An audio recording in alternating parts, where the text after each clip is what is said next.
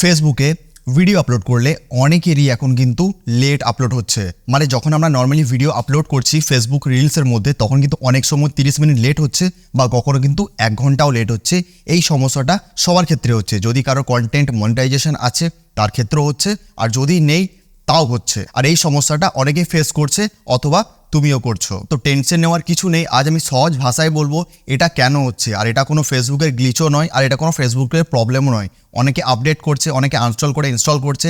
তো এসবের কোনো কিছু করার দরকার নেই। একটা সেটিংস যেটা অন আছে সেটা অফ করলে কিন্তু তোমার প্রবলেম সলভ হয়ে যাবে।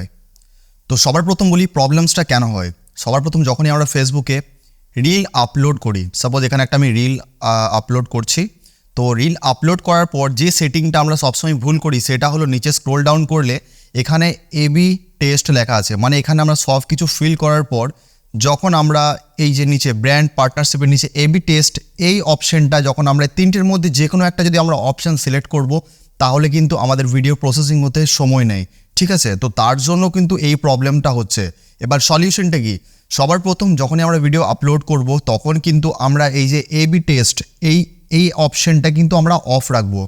যদি এই এবি টেস্ট অপশানটা আমরা অফ রাখি তাহলে কিন্তু ভিডিও ইনস্ট্যান্ট আপলোড হবে যেরকম আগে হতো। আর এই এবি টেস্ট যদি আমরা এনেবল করে আমরা আপলোড করি, সেটা ক্যাপশন টেস্টের ক্ষেত্রে হোক বা কোনো কভার টেস্টের মধ্যে হোক, তো যে কোনো সিচুয়েশনে তুমি যাই করছো না কেন তাহলে কিন্তু তোমার ভিডিও লেট হবে। 30 থেকে 1 ঘন্টার প্রসেসিং হতে টাইম লাগবে। তাহলে সবসময় যদি ভিডিও ইনস্ট্যান্ট আপলোড করার থাকে তাহলে তোমায় এবি টেস্ট অপশানটা অফ করতে হবে।